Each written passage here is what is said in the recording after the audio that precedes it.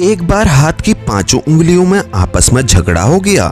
वे पांचों खुद को एक दूसरे से बड़ा सिद्ध करने की कोशिश में लग गए थे।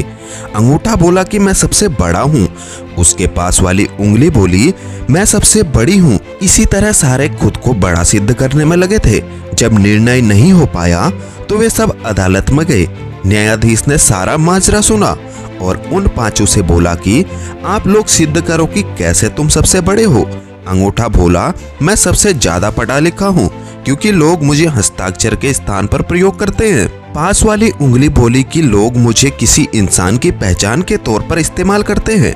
उसके पास वाली उंगली ने कहा कि आप लोगों ने मुझे नापा नहीं, अन्यथा मैं ही सबसे बड़ी हूँ। उसके पास वाली उंगली बोली मैं सबसे ज्यादा अमीर हूँ क्योंकि लोग हीरे और जवाहरात की अंगूठी मुझी में पहनते हैं। इसी तरह सभी ने अपनी अलग अलग प्रशंसा की। न्यायाधीश ने अब एक रसगुल्ला मंगाया और अंगूठे से कहा कि इसे उठाओ। अंगूठे ने भरपूर जोर लगाया लेकिन रसगुल्ले को नहीं उठा सका।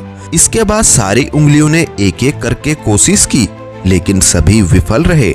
अंत में न्यायाधीश ने सबको मिलकर रसगुल्ला उठाने का आदेश दिया तो झट से सबने मिलकर रसगुल्ला उठा लिया। फैसला हो चुका था। न्यायाधीश ने फैसला सुनाया कि तुम सभी एक दूसरे के बिना अधूरे हो और अकेले रहकर तुम्हारी शक्ति का कोई अस्तित्व नहीं है, जबकि संगठित रहकर तुम कठिन से कठिन काम आसानी से कर सकते हो। तो मित्रों, संगठन में बहुत शक्ति होती है। यही इस कहानी की शिक्षा है और अकेला चना कभी भार नहीं फोड़ सकता।